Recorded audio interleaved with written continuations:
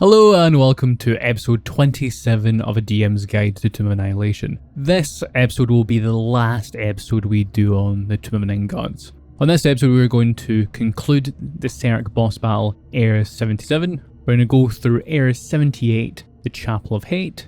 We're going to go through 79, Hall of Finality. We're going to go into number 80, Red Library, and we're going to finish off 81, the Ebon pool. Just remember to like and subscribe, and if you're feeling generous, there's a Patreon link in the description below. So let's jump into it. So during the fight in 77, the likelihood is a Cerax most likely has killed one or two of the player characters. You're in a situation where you have a number of players who perhaps are upset their characters died, they're quite happy that Soulmonger has been defeated. What do we do next? First thing I'll do is have a quick water break. Give yourself a quick 5 minutes to relax before we go into the next stage. Because even though we're at the end of the Tomb of Nine Gods, this is where player characters can also die. For instance, in my campaign, our only player death happened in the Red Library in Area 80. So after you defeat Cerax, the one thing you'll notice is that this room has phylacteries on the south side. Two facing balconies halfway along the room are littered by ornate glass bottles, fluted silver urns, ivory caskets and other vessels, all of them inscribed with baleful sigils. So these are a Cerax disciples' phylacteries. So each balcony has 2d6 plus 5 lich phylacteries on it, and any character who does an intelligence check Arcana recognizes phylacteries of what they are. Destroying these phylacteries are not simple, and most likely they can't destroy them. However, if your player characters decide to kick these phylacteries into the lava, they'll kill 10% of these phylacteries. Or perhaps might take a phylactery with them. They can use it as a bargaining chip in the future with a random lich. The other thing you'll note is that in the south of this room you'll see a mist gate. An ornate archway looms over this balcony. Grinning skulls are moulded into its frame. A glowing mist swirls within. If any character casts detect magic or similar effect, they'll feel an aura of conjuration magic around the gate. If you go through this mist gate, you'll be teleported to Area 78. If you walk back through this mist gateway, you arrive back in 77. And as I said before, these balconies here are full of phylacteries. So once this battle is finished and your characters have decided to go through this mist-covered gate, they arrive here in the Chapel of Hate. You step out of the mist into an underground chapel with black basalt pillars and a polished obsidian altar. Resting on the altar is a leather bag the size and shape of a human body, which appears to have been sewn shut. Beyond the altar, our heavy black drape hangs from an archway. 8 emaciated green-skinned creatures are shackled to the walls of the chapel, each one grazing upon you with a single baleful eye. The monsters began to gibber and drool as they shake their manacles, eager to be set free. So as you come into this room, you're currently going to be staring at 8 Nordics. Each of these Nordics are a former disciple of the Cerax who succumbed to his arcane knowledge. So the main thing about this room is that we have this obsidian altar with a body bag on it. We have these 8 Nordics, and if your player characters are possessed by these trickster gods, Kind Moa suggests freeing the shackled creatures. The violent Ongo urges his host to stab the body bag, making sure that whatever is inside it is dead. With this body bag, this has been designed to be a blood sacrificed for this Atrophile once it becomes a true dog of death. You can make whoever you like to be inside this body bag. With my player characters, I chose Asaka because she was a guide for the first part of the campaign and they gained attachment to her and she disappeared shortly before they entered Omu. I thought it was good to foreshadow her back in, and it's a character that the player characters remember and they care for. If you have done this as a one-shot and you started your whole campaign with the Tomb of Nine Gods, you can kind of choose anyone you like. The person they suggest in the book is a member of the Order of the Gauntlet named Saldar Frillrund. He's a lawful good human knight of Tom. And his story was that he was kidnapped by his own sisters while patrolling the jungle. This also allows you to introduce Camp Vengeance, which you'll see in the beginning of the Tomb of Annihilation book. With this body bag, your player characters can do various things. Some people might stab them without checking the body bag.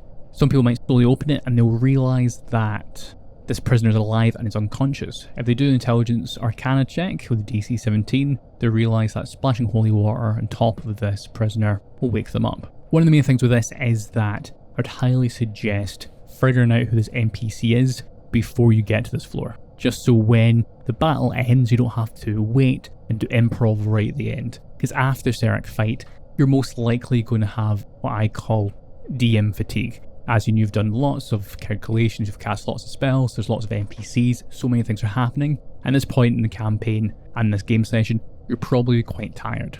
So that's why I recommend having a quick water break before this. So what happens here then, we have these Nordics, and we have this altar. Your characters can kill or save, adding an extra NPC onto the game. And then we have this black curtain. If you pull through this black curtain, you'll see down into 79, the Hall of Finality. So before we go there, what do these Nordics do then? The Nordics are shackled, and they have an armor class of 15, 45 hit points, and with true sight so they can see everything in this room regardless of they're invisible or not.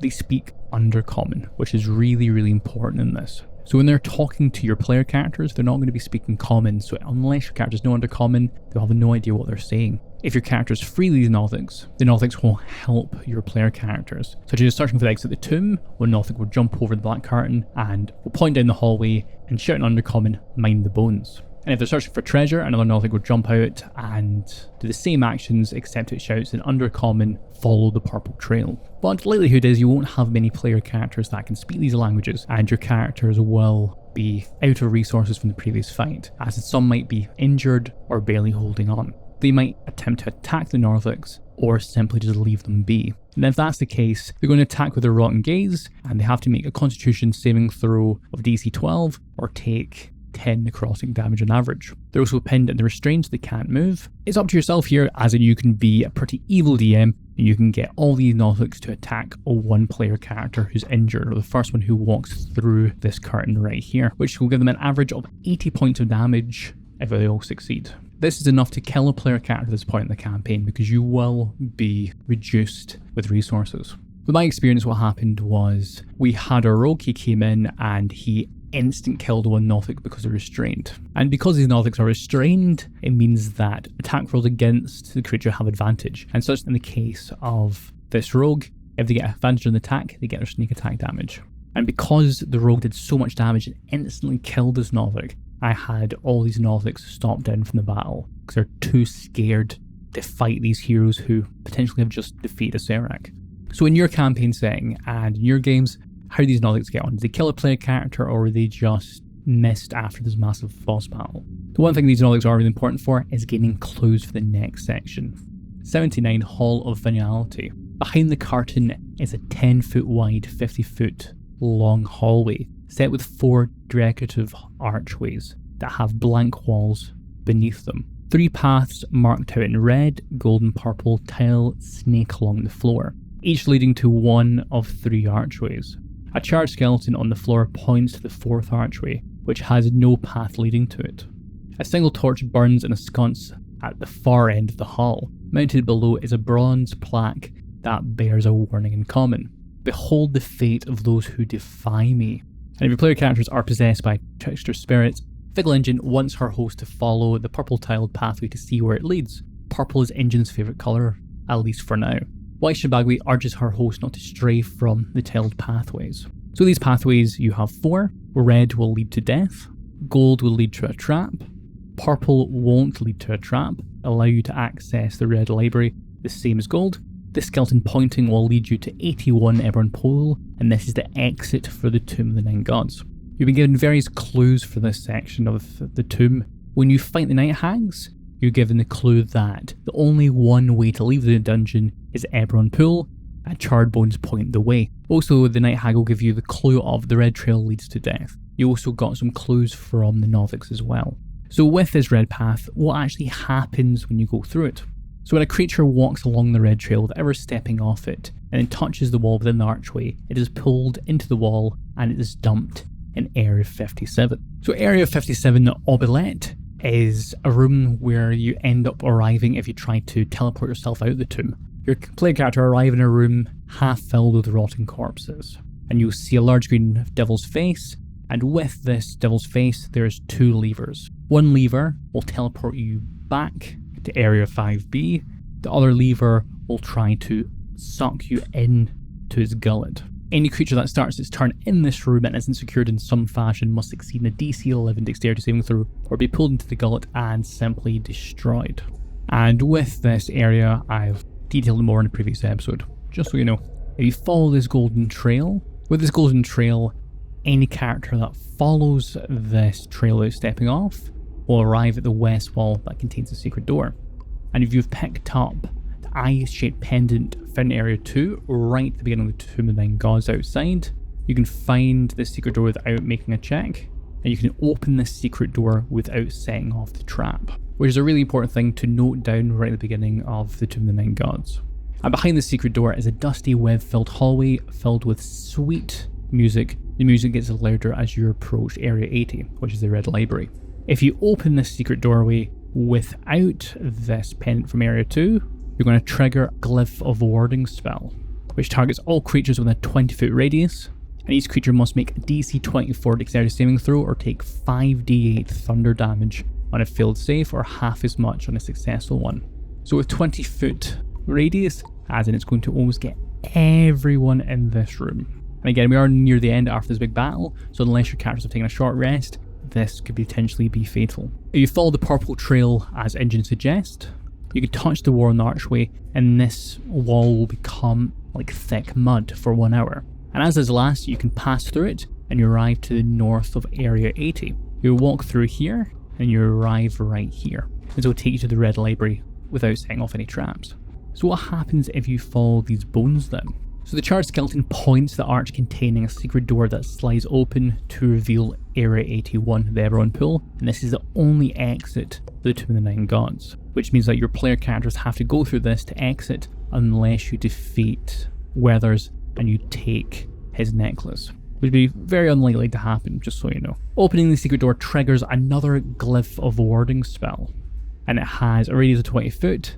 Each creature in the area must make a DC 24 dexterity saving throw or take 5d8 cold damage on a fail save, or half as much in a successful one. And with both these Glyphs of Warding, if your player characters have been doing an investigation check with a DC of 24, they'll recognise these glyphs at the bottom of the door of 81 and the bottom of the door right here. However, even if you successfully dispel this glyph as you open this door, you're going to trigger a wall of fire. A magical wall of fire springs up the south end of the hallway, setting the black curtain ablaze if it still hangs there. So as soon as you open this door, you're going to trigger a wall of fire spell right here. The wall of fire spans the width and height of the hall. Any creature that enters the wall or starts its turn inside the wall or is within 5 feet of the north side of the wall takes 5d8 fire damage. When this happens, roll initiative. On each initiative count of 15, the wall moves 10 feet northwards. The wall lasts until there is no creatures in the hallway or until it's been dispelled with a successful DC 14 for Dispel Magic spell. So each turn at the initiative count of 15, this wall of fire is going to walk up 10 feet. And again, your characters will have a low HP at this point and it'd be very likely for them to die due to this. So we've discussed this Hall of Finality. We're now going to go into Area 80 and we're going to discuss the Red Library. Soft dulcimer music fills this room, the walls of which are painted the colour of dried blood. Bookcases draped in cobwebs and dust line the walls and stand 4 feet deep in the middle of the room. Hundreds of leather-bound tomes weighed down their sagging shelves. At one end of the room, a small study contains a padded leather chair, a footstool and a small table, as well as 3 corpses dangling upside down from shackles and chains bolted to the ceiling near the north wall. A lantern-shaped device rests atop the table, appears to be the source of the music. An old man lies asleep in the chair, his horn-rimmed spectacles slipping down to the end of his nose. This old man sleeping in the chair is an Arcanoloth in disguise, and he is wide awake and wide aware of your player characters coming into this room. This Arcanoloth is very, very bad news. So Arcanoloth has an armor class of 17, has 104 hit points, and best of all, he is a wizard of a high level, as he's a 16th level spellcaster, with a spell save of DC 17 and a +9 to hit. He also has access to an 8th level spell slot, and he's also a challenge level 12. Your weakened characters will more than likely die to this Arcanoloth if they've just fought Cerax, which happened in my campaign. But remember that you have received information from the Night Hags, so you know the true name of this Arcanoloth. If you know this information, you say this Arcanoloth's true name, Yugga Rix, then earshot to the Fiend, he'll be stunned for 1 minute, which means that he'll be very, very easy to kill. And if he is killed, the Arcanoloth melts into a pool of ichor, leaving behind its robes and horn-rimmed spectacles. If your player characters do a medicine check, they confirm that all 3 of these corpses dangling from the ceiling have died within the past month, and they have died to destructive spells that caused their demise. So the way I would roleplay this Arcanoloth is that he's trapped here against his will. And this room is a Cerax Library. It's full of lots of lost lore, and these books are very, very important. This Arcanoloth is bound to the library by Cerax magic and can't leave, nor it can allow any of the library's books or spell scrolls to be removed. If your player characters approach this sleeping Arcanoloth, the first thing he's going to say is he's going to awaken and he's going to ask, "Why do you disturb me?" And this creature will refer to himself as Mr. Fox. So if your player characters ask this Arcanoloth any questions, he'll know, and he's not bound not to tell your player characters that information. So as long as your player characters walk into this room and they don't steal anything, with my opinion, this Arcanoloth will not attack. However, if they show any sign of hostility or they simply touch a spell book or try to steal a scroll, he will attack. And because he's bound to do this, he's going to try to kill your player characters as quickly as effectively.